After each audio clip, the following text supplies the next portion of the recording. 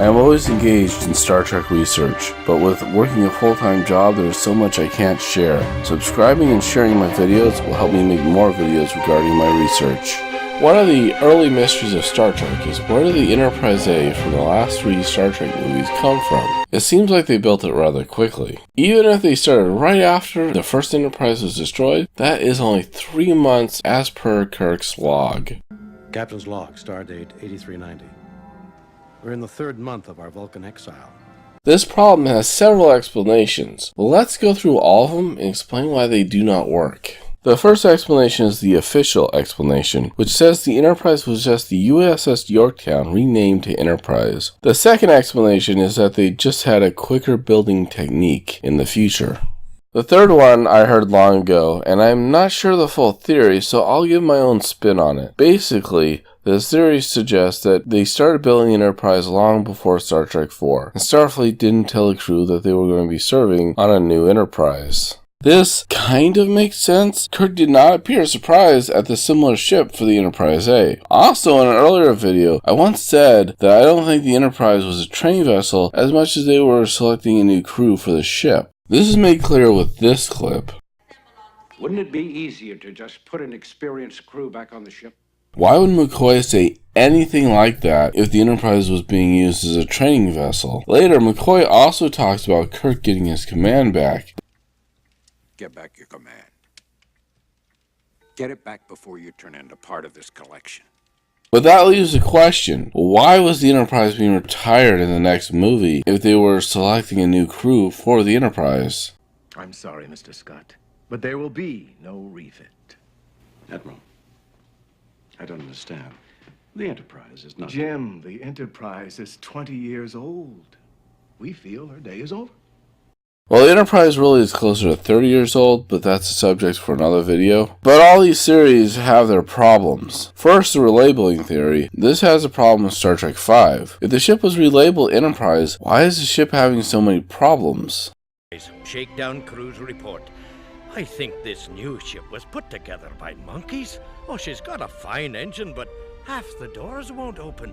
And guess whose job it is to make it right? Transporter room, Stannis. Sorry here, Captain. Transporter is still inoperative.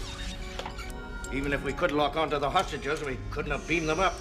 Well, even if you explain that away, Scotty also tells us the Enterprise is a new ship. I think this new ship was put together by monkeys. That debunks the first theory. The other two fall on similar points. In Star Trek VI, we were told that the ship is being retired in 3 months. Has it occurred to you that this crew is due to stand down in 3 months? I have orders from Starfleet Command. We're to put back to space dock immediately, to be decommissioned. According to Memory Alpha, Star Trek IV was in 2286, and Star Trek VI was in 2293. That is only 7 years of active duty. Even my attempt at a calendar gives a maximum of 14 years, still making the Enterprise retirement too early. What if the Enterprise was being retired for historical reasons? Although the first Enterprise was more historical, that ship is gone. The Enterprise A is the last surviving Enterprise, one commanded by Kirk. That would be a perfect ship to remember the history of the Enterprise by.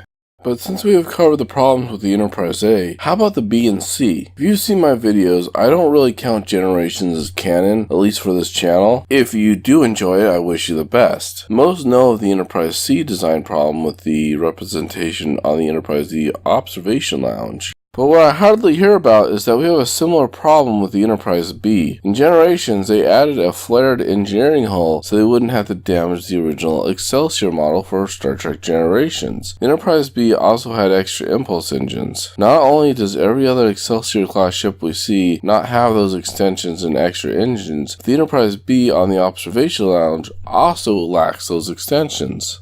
Because of the limits of my channel, I don't have to explain that here. What I do have to explain is why the Enterprise C is so different. Look at the first Enterprise. Which one?